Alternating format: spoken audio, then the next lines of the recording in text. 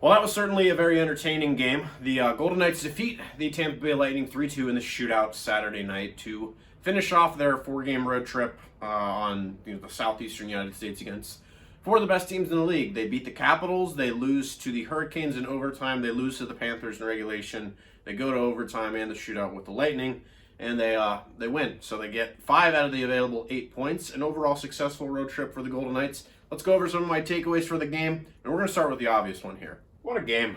That was a fun one. That was a fun one to work right for, watch, cover, all that good stuff.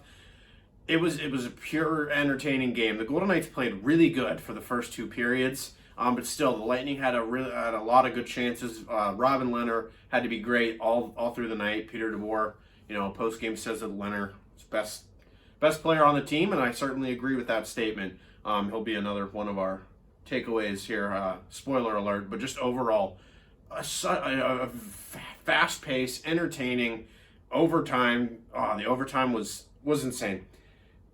I don't even know. This would be such a fun Stanley Cup final, and hopefully for both teams, they can get to that point. Tampa's been there the past 2 years. Golden Knights can try and get back to the Stanley Cup final for the first time since year 1. It was a fun game. That's my first takeaway. It was a fun, fast-paced game against 2 very good teams. Yeah, Robin Lehner was my player of the game tonight. Absolutely deserves it. Really solid road trip for him. I don't think he played bad in that Florida game. It was a 4-1 final score in that one, but he only gave up 2. There were 2 empty net goals. So he's only given up, 4 goals on the road trip, 4 goals in 3 games for him. That's remarkable. And Lehner is starting to, gain that confidence and get on a rhythm here, and that's exactly what the Golden Knights need now with both of their goaltenders healthy. And Lehner had such a good game tonight.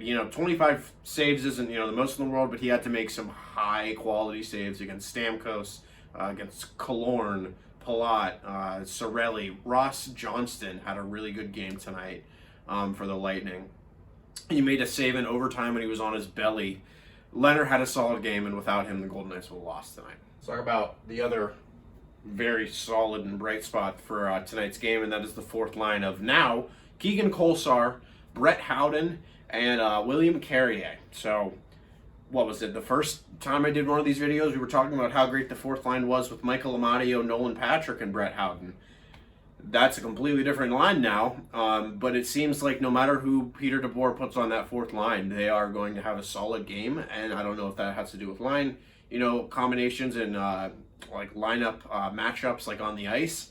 They're out against, maybe some weaker guys defensively for the Lightning, but I don't really think that's the case. I think just whoever is playing on the fourth line right now for the Golden Knights is making the most of their opportunities. Brett Howden was scratched last game. He comes back in the lineup because Stephenson and Coghlan were in COVID protocols before this game, so he gets a shot in the lineup as the fourth line center. Patrick jumps up to the first line. Interesting. He had a pretty solid game, but Howden, he had a great game tonight. He scored the first goal against his former team, his former draft team in the Lightning.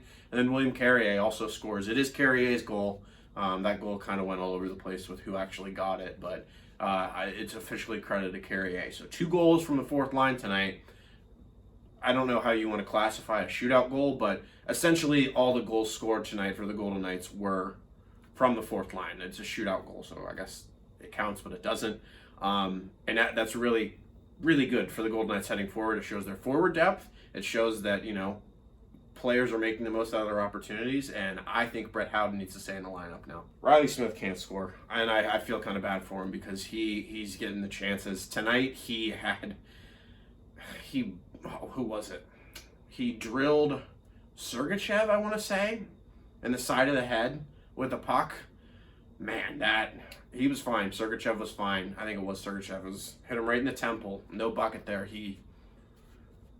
God knows what happened with him. But anyways, Smith is playing great. He's playing fine on the misfit line, of course. Coming back, this is his second game back since he was briefly out with COVID. But he's still great. He's still, I believe, the second leading point scorer on the Golden Knights overall. Yes, injuries, whatever. Stephenson still leads the team.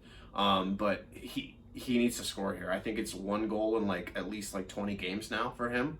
I don't know if that's accurate, but it's around there. And in a pending contract, UFA, Eichel comes back, cap hit, all that stuff we can worry about and talk about another day. But another game tonight where Reilly Smith was unable to score, and that's unfortunate for him. So the first goal of the game for the Lightning didn't come on the power play, but it came pretty much on the power play. It was like 5 seconds after it. And Keegan Kolesar was in the box for this one. And this is a penalty that you don't want to take, but also maybe it shouldn't have been called. So Ross Colton is the guy that ends up scoring the goal that, puts things within ones. He throws a hit. This is before he scores. He throws a hit on Ben Hutton. And it's a really good, solid hit. Ben Hutton gets, knocked on his butt, and Keegan Kolesar doesn't like it that much. So he goes and approaches him. A little scrum ensues, but Kolesar gets a penalty for the instigator there. And then the Lightning score, not on the power play, but directly after, with Ross Colton, the person that knocked Hutton down, getting the goal. There's 2 ways you can look at this. It was a stupid call by the refs, or it was a stupid play by Kolesar. I'm not going to tell you which one to think. Those are just the 2 options. I'll let you make your own decision there. Overtime was just absolutely crazy. In another world, there's like in a parallel universe, there's an NHL where it's just 3-on-3 hockey, and it's amazing, but we're never going to get that. But All-Star game's coming up. Shea Theodore wanted to win in overtime. He wanted to get that goal so bad in overtime, and you could just tell it. He was out there. I mean, he is normally out there because he's Shea Theodore, and it's just him and Pietrangelo in overtime that switches. But he was out there for almost the entirety of the 5-minute overtime period, which, let me remind you, had no whistles. There were no whistles in overtime tonight. It was 5 straight minutes, 5 minutes, whatever, but still, these guys are gassed, and I cannot imagine how tired Alex Pietrangelo or Shea Theodore would have been after tonight. Even the goaltenders, after the shootout. Anyways, that's besides the point. But Theodore, he really wanted the overtime winner. He jumped up in on the play. He forechecks as a defenseman in overtime. He wants it. And the goal that he scored the other night in overtime, he wants more of those. So that's good to see from Theodore. And unfortunately, he wasn't able to get it tonight. Don't think there was a better person on the Golden Knights that could have scored the shootout winner than Mark Stone.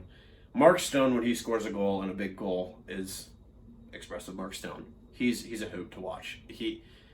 I don't know if you've seen, in the article that I posted, and the Golden Knights as well, posted on Twitter, Mark Stone freaking out in the locker room after he was so happy. Jack Eichel makes a cameo in the video as well. He's welcoming to the locker room, and Mark Stone goes, "I finally effing scored in the shootout," or something like that. Ben Goetz of the Las Vegas Review-Journal pulled up a stat. Stone is 2 for 13, or was 2 for 13. He's 3 for 14 in his career in shootouts. So I was kind of wondering, I don't know much about shootout statistics. I don't follow them that much. But Pacioretty didn't get to go, and we went 7 rounds. But, it's just based on their careers overall. And Stone, he went 7th, which kind of shows you just how bad or good or whatever he is in shootouts. And he's 1 for 1 tonight, so that's all that matters. Probably should have ended that with the Mark Stone takeaway, because this one's kind of negative. We would be talking about something completely different tonight had it been if the Lightning would have won in regulation or in overtime. Shoulda, woulda, coulda, Captain Hindsight stuff. But still, the Lightning came back in this game. The Golden Knights were up 2-0, outshot them completely, played a really solid first two periods of play, and then they had 1 shot in the third period, and it came from their own defensive zone. It was a puck that it was like a Larry Murphy dump that went on net. So the Golden Knights practically had 0 shots in a period. 0 shots in 1 period in 20 minutes of hockey. That shows you just how much the Lightning, and you got to give credit to the Lightning as well. They pushed in the third period, and it worked out for them. They got a point out of it.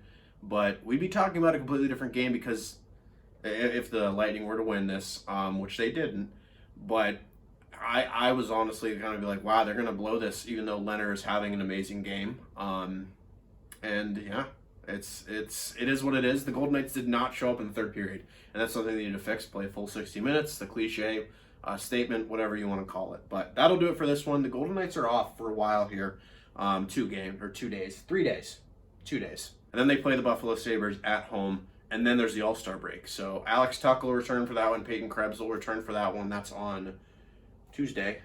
And Jack Eichel, maybe? Alec Martinez, maybe? We'll have to wait and see. Stay tuned for Vegas Hockey Now for updates. Thank you all for watching. I'm Owen Krebs. I'll see you guys all in the next video. Like, comment, subscribe.